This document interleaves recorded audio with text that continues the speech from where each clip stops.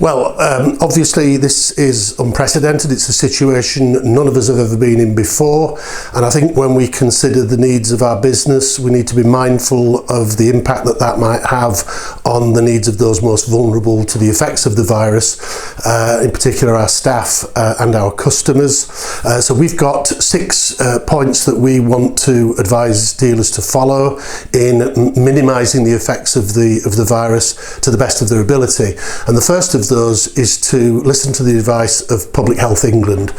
We are motor traders, we are not physicians or clinicians. We don't really have it within our remit to offer advice on the medical effects. All we can do is make sure that we followed all the medical advice to the best of our ability. Secondly, we need to ensure that we follow the advice on the government website for the effects of the coronavirus on employers. And I think if we're mindful of all of that advice, we will have done everything within our power to manage the whole viral issue to the best of our ability.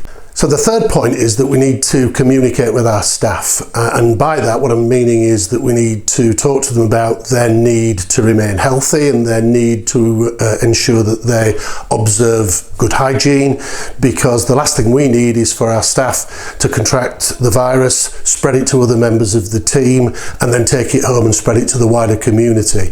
Much as we're obviously concerned for the welfare of that member of staff, it's the impact it will have across any number of people, and not least the people within our business, that we want to avoid. On top of that, we also want to make sure that our staff are aware of any changes to legislation or changes to advice that's coming out of the government on a daily basis, so that we're keeping them abreast of everything.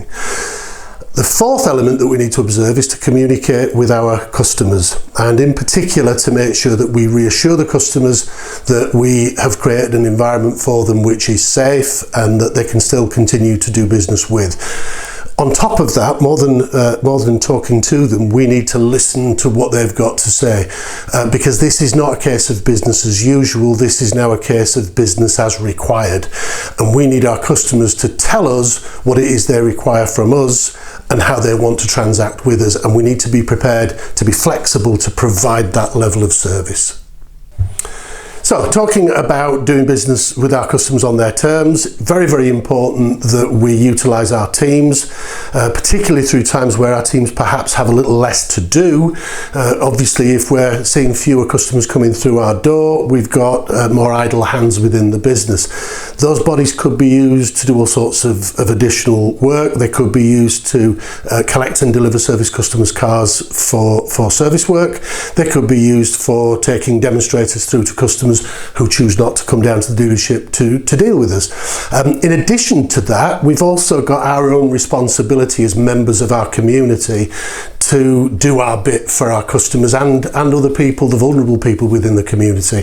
People who might be isolating, who might need deliveries of food or medicines.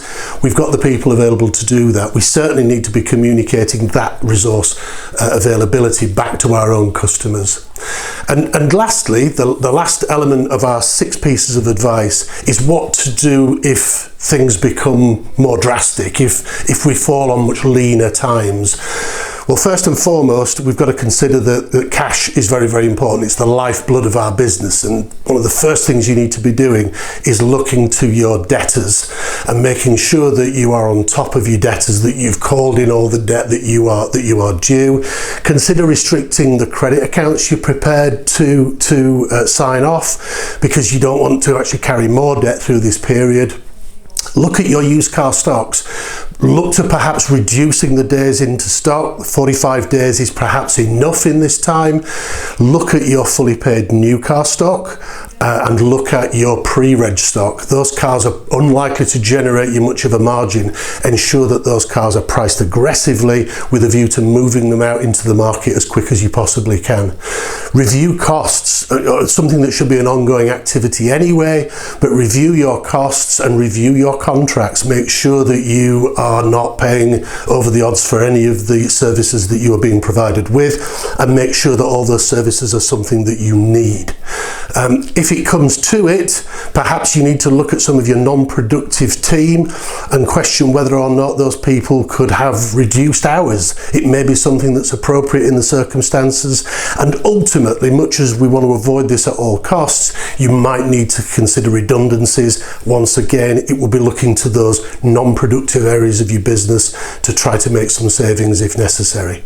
Hopefully it doesn't come to that. Hopefully this is fairly short-lived and we're through it before we know it, but let's all be prepared. If you need any more information about anything we've spoken about, please contact us here at Motivise. We're here to help. We're here to support you in the motor retail. Thank you very much.